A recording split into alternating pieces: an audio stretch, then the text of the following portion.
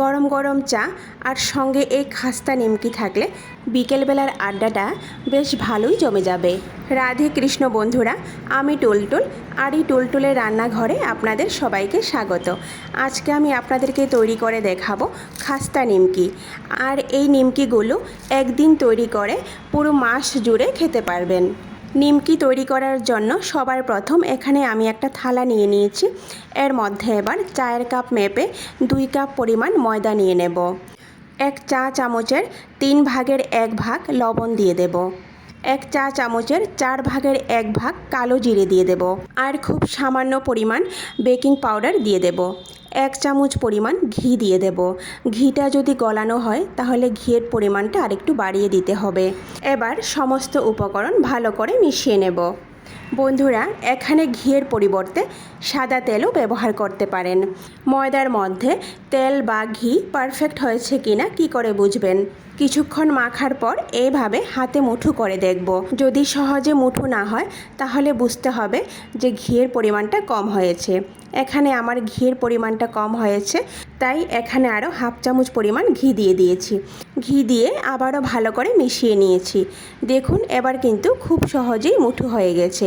তার মানে ঘিটা ময়দার মধ্যে খুব পারফেক্ট হয়েছে। এবার অল্প অল্প করে জল দিয়ে মোটামুটি একটি শক্ত ডো তৈরি করে নেব। এখানে আমি যেই কাপ মেপে ময়দা নিয়েছিলাম সেই কাপ মেপে আমি এখানে 1 কাপ পরিমাণ জল নিয়েছি, কিন্তু পুরোটা জল আমার এখানে লাগবে না। বন্ধুরা, নিমকি তৈরি করার জন্য যেই ডোটা হয় সেটা কিন্তু খুব বেশি শক্ত হবে না, আবার খুব বেশি সফটও হবে না, মোটামুটি শক্ত ডো হবে। দেখুন, আমি এখানে 1 কাপ জল নিয়েছিলাম, 3 ভাগের 1 ভাগ জল কাপের মধ্যে রয়ে গেছে। আর নিমকি তৈরি করার জন্য যে ডোটা হয় সেটা বেশিক্ষণ ধরে মাখারও কিন্তু কোনো দরকার নেই।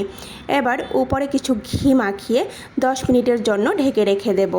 বন্ধুরা, ফিরে আসলাম 10 মিনিট পর। বন্ধুরা, আবারও কয়েক সেকেন্ডের জন্য ডোটাকে একটু মেখে নেব। তারপর রুটি বেলুনের উপর রেখে ডোটাকে এইভাবে একটু লম্বা শেপ দিয়ে দেব। এবার একটা ছুরির সাহায্যে মাঝারি আকারের লেচি কেটে নেব।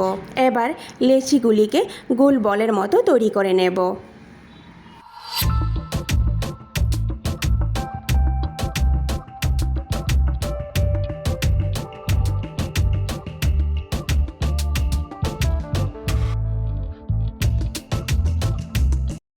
উপরে কিছু ময়দা ছিটিয়ে একটা রুটির মতো বেলে নেব।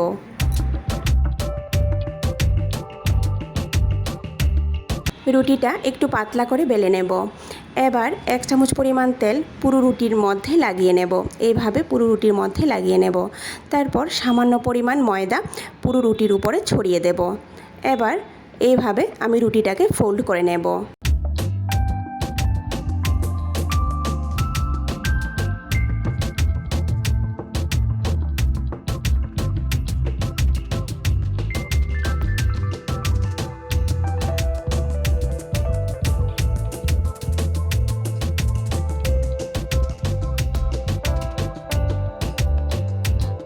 একটা রুটি থেকে আমার এখানে 5টা ডো তৈরি হয়েছে।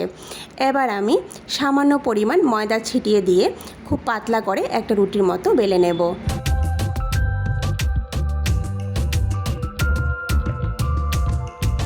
দেখুন বন্ধুরা, আপনারা দেখেই বুঝতে পারছেন যে কতটা পাতলা হয়েছে রুটিটা। এইভাবে পাতলা করে বেলে নিতে হবে। এবার রুটির হাফ সাইডে এইভাবে তেল লাগিয়ে নেব। উপরে কিছু পরিমাণ ময়দা ছিটিয়ে এইভাবে ফোল্ড করে হাতের সাহায্যে ভালো করে চেপে একটু জোড়া লাগিয়ে দেব। তারপর আবারও একটা সাইডে সামান্য পরিমাণ তেল দিয়ে কিছু পরিমাণ উপরে ময়দা ছিটিয়ে এইভাবে ট্রায়াঙ্গেল শেপ দিয়ে দেব। এই দেখুন, এবার হালকা হাতে চাপা দিয়ে একটু জোড়া লাগিয়ে নেব। এই দেখুন। তো বন্ধুরা, এখানে আমি একটা নিমকি তৈরি করে নিয়েছি। এইভাবে প্রত্যেকটি নিমকি আমি তৈরি করে নেব। প্রত্যেকটি নিমকি এখানে আমার তৈরি হয়ে গেছে। এবার আমি এই নিমকিগুলিকে ভেজে নেব। প্যানের মধ্যে বেশ কিছু পরিমাণ সাদা তেল দিয়ে তেলটাকে মোটামুটি গরম করে নেব। বন্ধুরা, নিমকি ভাজার সময় তেলটা কিন্তু খুব বেশি গরম করা যাবে না, মোটামুটি গরম করতে হবে। এবার আমি নিমকিগুলি ভেজে নেব। সবগুলি নিমকি আমি একসঙ্গে দিয়ে দেব না, এভাবে অল্প অল্প করে ভেজে নেব। এই নিমকিগুলি ভাজতে কিন্তু খুব বেশি একটা সময় লাগে না, অল্প সময়ের মধ্যেই ভাজা হয়ে যায়। নিমকির একটা সাইড অল্প ভাজা হয়ে গেলে এইভাবে উল্টে অপর সাইডটাও ভেজে নেব। এইভাবে উল্টে পাল্টে একটু লাল হওয়া পর্যন্ত নিমকিগুলি ভেজে নেব। আর চুলার আঁচ কিন্তু বাড়িয়ে দেওয়া যাবে না, কম আঁচে নিমকিগুলিকে ভেজে নিতে হবে। নিমকিগুলি এখানে আমার ভাজা হয়ে গেছে, এবার আমি তেল ঝরিয়ে উঠিয়ে নেব। তো বন্ধুরা, তৈরি হয়ে গেল আমাদের মুচমুচে খাস্তা নিমকি। এইভাবে নিমকি তৈরি করে পুরো মাস জুড়ে কিন্তু খেতে পারবেন। ভিডিওটি সম্পূর্ণ দেখার অনুরোধ রইল। কেমন হয়েছে কমেন্ট করে নিশ্চয়ই জানাবেন। যদি ভালো লেগে থাকে তাহলে সবার শেষে লাইক, শেয়ার আর সাবস্ক্রাইব করে দেবেন। নমস্কার, আজকে এই পর্যন্তই। কথা হবে আবারও পরের ভিডিওতে।